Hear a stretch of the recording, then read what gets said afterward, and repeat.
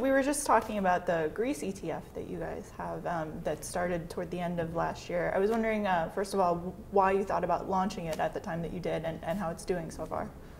Well, Greece is obviously in a very difficult macroeconomic situation. They're trying to figure out their debt problems and see if they can agree on a debt restructuring deal. But notwithstanding, obviously, very difficult situation in Greece.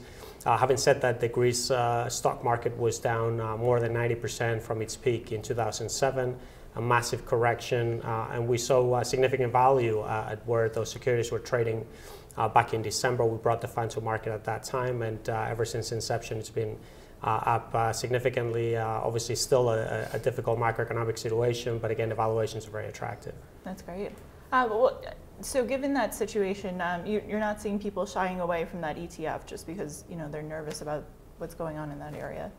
Well, obviously a lot of people, it's a speculative play and it's not for everybody. Obviously people have to have an understanding of what's happening on the ground and get comfortable with the valuations of those securities. This is clearly not a growth play. It's a value play of something that's, again, speculative. Some of these companies are priced at valuations that are just above their net cash holdings. So obviously there's significant value, but again, it's not for everybody and a very self-selected group of investors that may see opportunities in the Greek equity markets. So what types of companies are in the ETF? This is the benchmark index for Greece, so the FTSE Athens 20 index, which are the 20 largest, most liquid companies in the Athens exchange.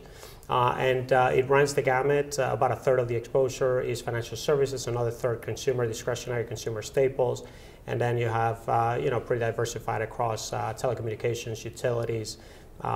So fairly diversified with some concentration in consumer and financials. So for an investor who might be listening to this right now and wondering whether they should get involved with the Greece ETF or whether it's not for them, how should they make that decision? Well, certainly it should be, Greece should be, if anything. Obviously, you're a little biased, yeah. Yeah, I'm biased, but it should be a small position in anybody's portfolio. As I said, it's a speculative play. But I think to the extent that you see, attractive valuations in the Greek stocks, as we do, well, obviously the fund has been, up dramatically since we brought it to market since inception, but again, down very, very significantly since, what these stocks were trading in 2007.